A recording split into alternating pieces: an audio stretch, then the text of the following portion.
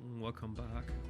We have to travel to the Court of Heaven to find people that will help us conquer Egypt. So that's what we're going to do. And our legion continuously failing this objective there. I'm not sure why. Desert jewels. It's been a long day of uneventful travel. Of course, when eventful tends to involve getting ambushed or traversing dangerous terrain, you've learned to appreciate boredom as an indication of success. Nevertheless, journeying through the endless expanse of Africa can be surprisingly tiring, and everyone is happy to finally make a stop for the night and set up camp in the shelter of a small rocky outcropping. While others sit and rest their feet before beginning their course, or get straight to setting up their tent and making a campfire, Deianira barely even dismounts before she's back on her horse and off to scout the surrounding area. You do notice that she isn't back for dinner, but you know this is not a reason for concern. The Amazon occasionally wanders off like this in pursuit of her curiosity, or following some trail of interest to her. Indeed, she does return after dinner, the sharp clop of her mount's hooves across the desert rocks announcing her return. She dismounts and walks up to you with a gleam in her eye that you recognize by now. She's found something interesting. Did you eat? I want to show you something. We ate. How about you? You must be hungry. Thank you. But I brought ration and ate on my horse. There is village up this path. They make jewelry and they have small market.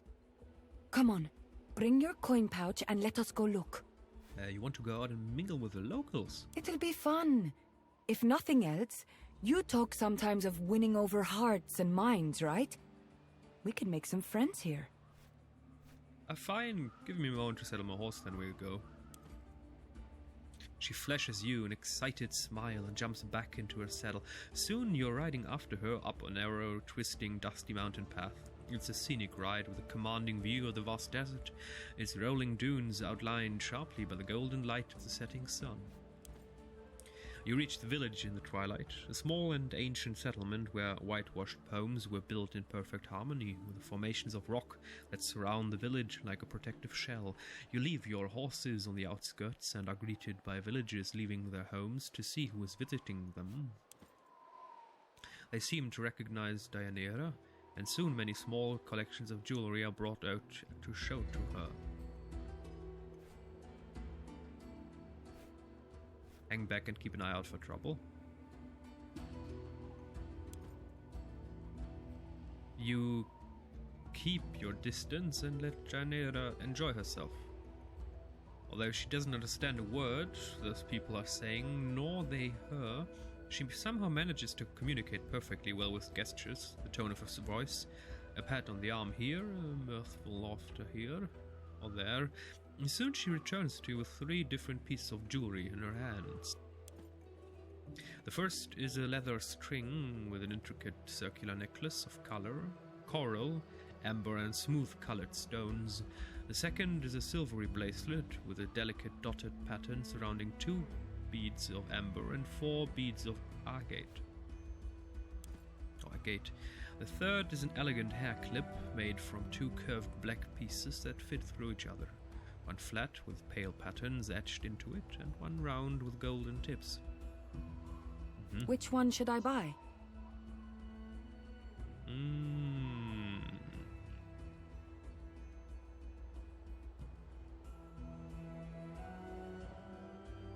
The bracelet is graceful, and you can wear it when riding or even fighting, since she's a fighter. You are right. I hadn't thought of that.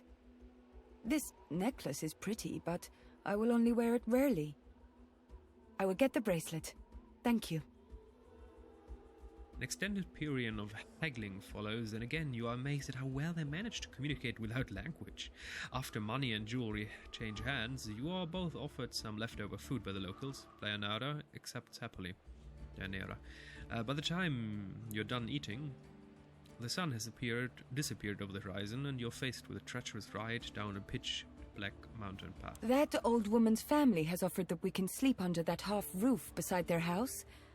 I think it is safer than going back now, and I'm sure we will not be missed until tomorrow. you sure it's safe to spend the night here? Why not? The people here are friendly. And we have each other.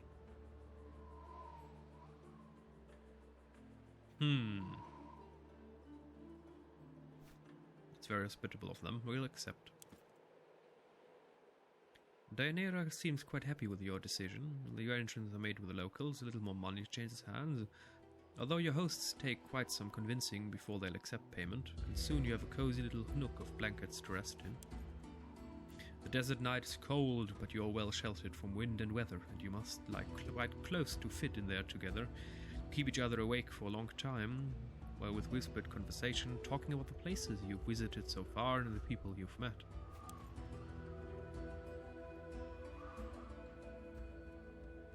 Deianira shifts her position several times and always seems to end up closer to you. When she raises her hand to your face to caress your cheek, there can no longer be any doubt about why she really invited you up here. If I didn't know any better, I'd think the jewelry was just a pretense to be alone with me. Her smile has a hint of uncertainty, not something you're used to seeing in her. Is it alright? I know this may be not appropriate, but you have been showing interest in me, I thought. She closes her eyes and leans in to press her lips gently against yours. It's a surprisingly tender kiss for such an assertive woman. The conversation ends with that kiss, but the night is just beginning. She wraps herself around you like a dog, rows and rolls on top of you, lavishing kisses on your lips, cheeks, neck, and shoulders. She takes your hands and places them where she wants. Clothes are hastily put aside, and soon you're forced to put your hands across her mouth to stop her waking up your generous hosts inside the house. You don't get a lot of sleep that night, but still you wake up well rested and full of energy the next day, knowing looks and smiles greet you when you ride back into camp that morning. Alrighty.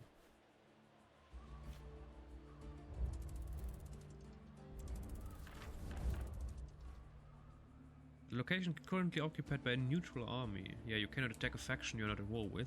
Yet. This game! Okay. Well, not yet.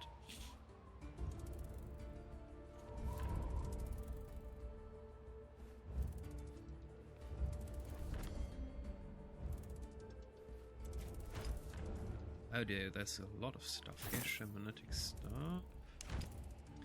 Desert warrior equipment too. Ooh. Okay. Certainly not complaining here. Oh, it goes on and on to the south. Let's get to the well.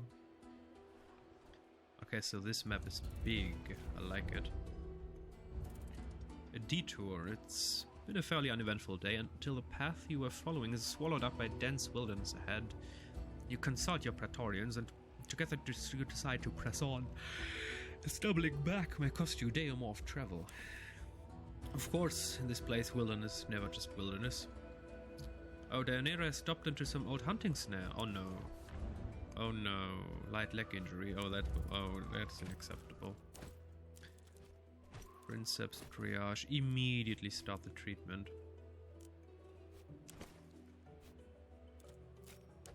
Okay.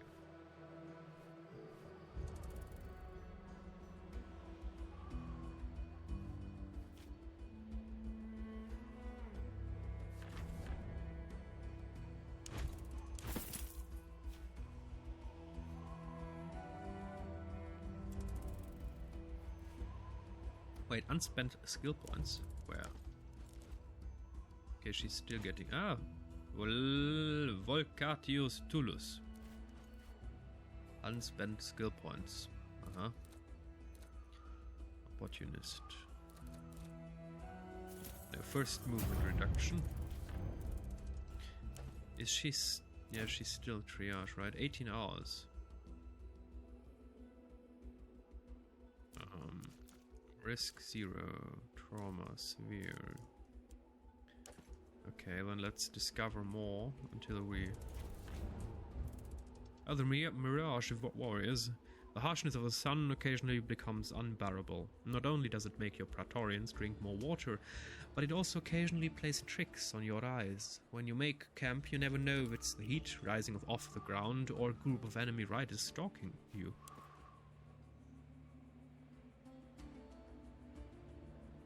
Most of the time it's nothing, but today your brief rest is interrupted by the pounding strides of angry warriors moving towards you.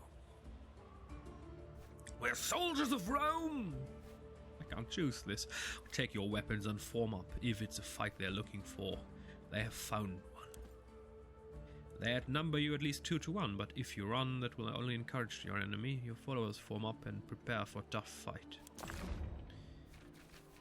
Oh dear. Well, if it's a battle they seek, a battle they'll get. So let's get another Sagittarius with us, so she can rest.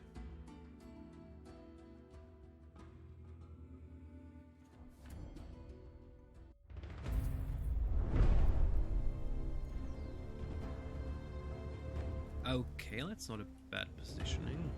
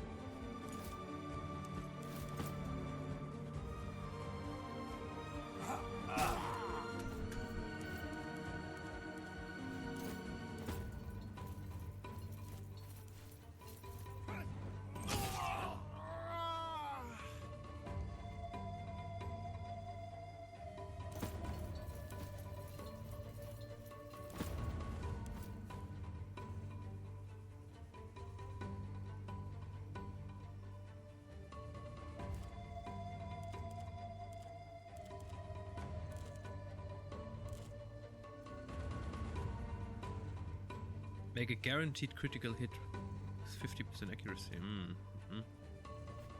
Barbed arrow, let's do that.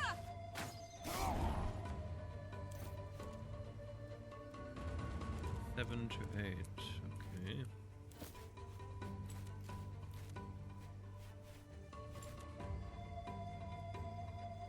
Okay, let's destroy him.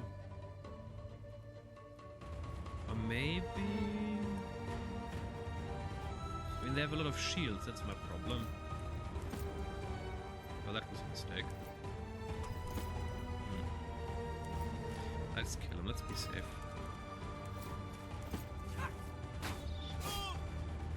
Oh, perfect.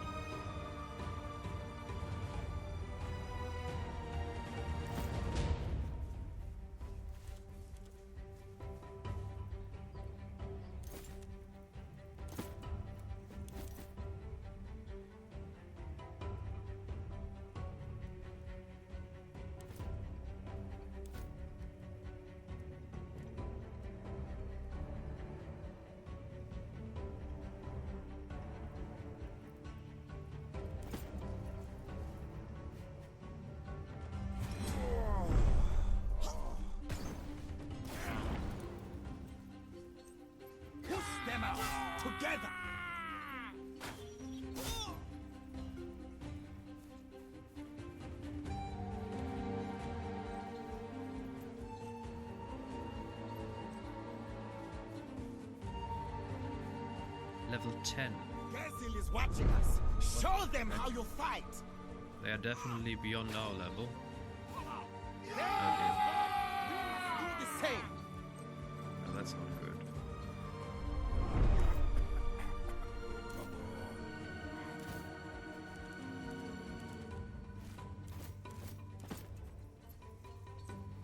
These people are so weak.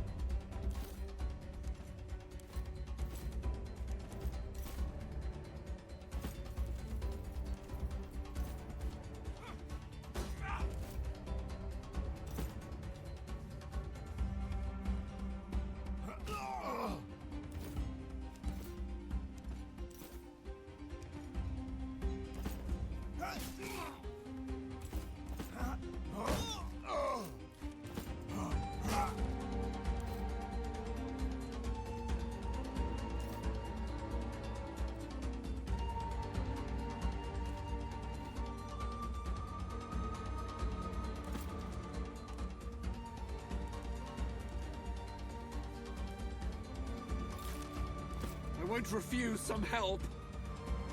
No permanent damage.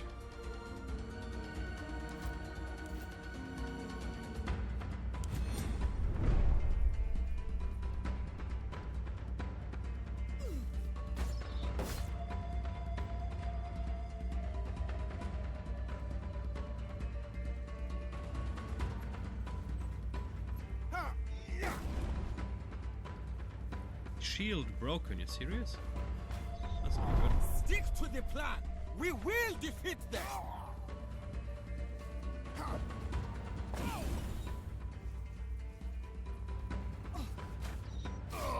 Move as one now.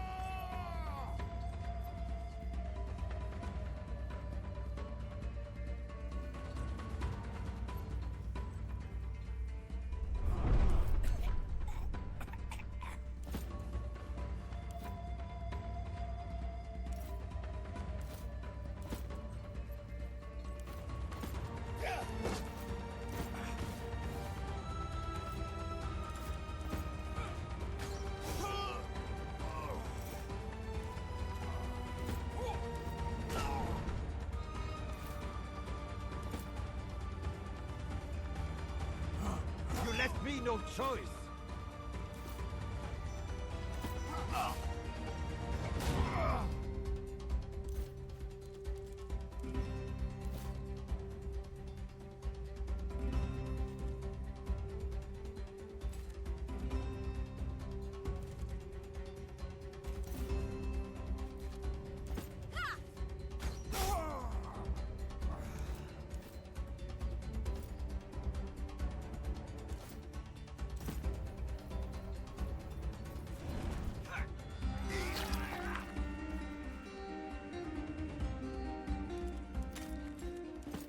I'd appreciate some help.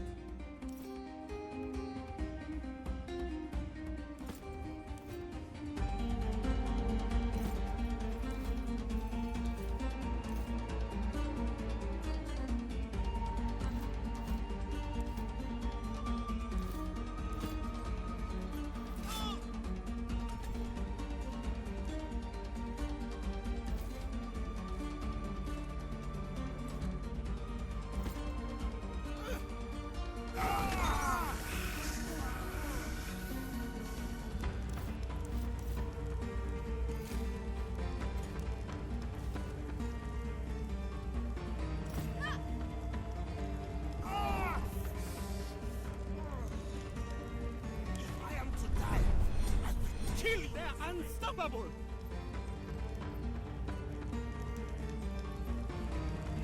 What? He survived?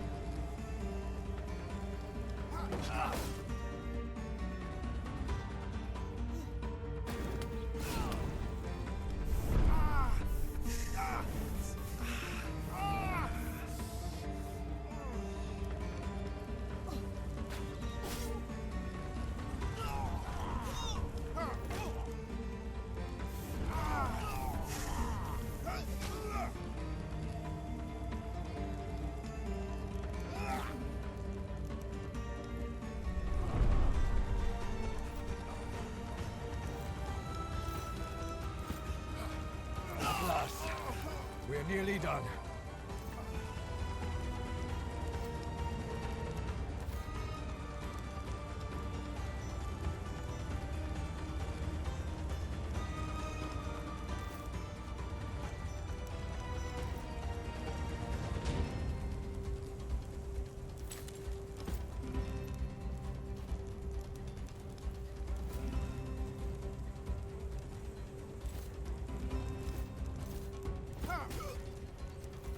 No use fighting them. These Romans are relentless.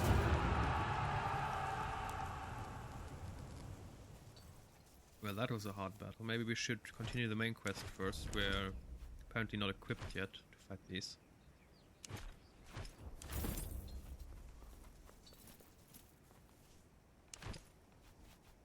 There's a warrior guard. Good salvage. We need pristine salvage to upgrade our stuff.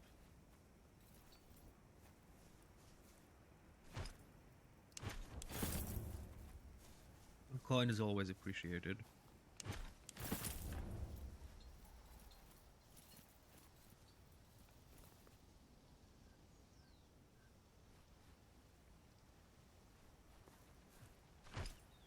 Oh, pristine salvage. Perfect.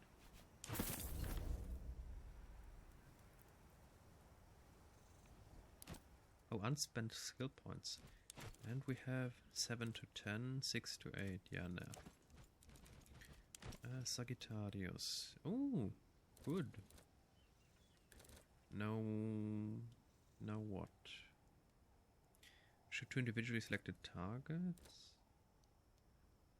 Spotted. Full damage regardless of distance.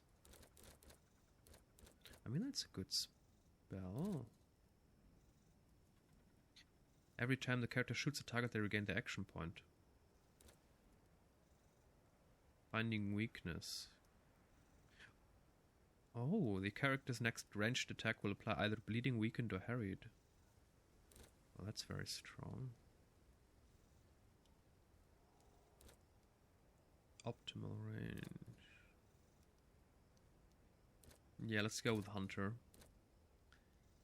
So let's go versatile. Also pierces 1 armor. What? Oh. Oh, that's very good. That's exactly what we needed. I mean, after the next upgrade, that is nice.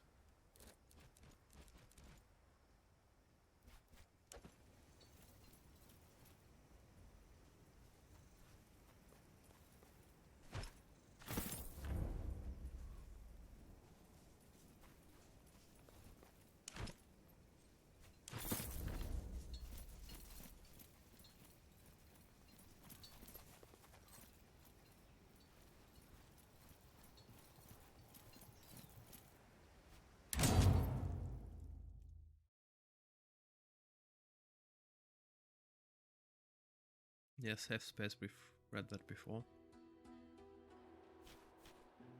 Okay. Let me just quickly save, and let's wait for our companion.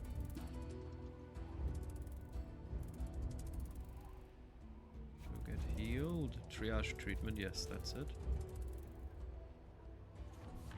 Dianera has been fully healed. Good.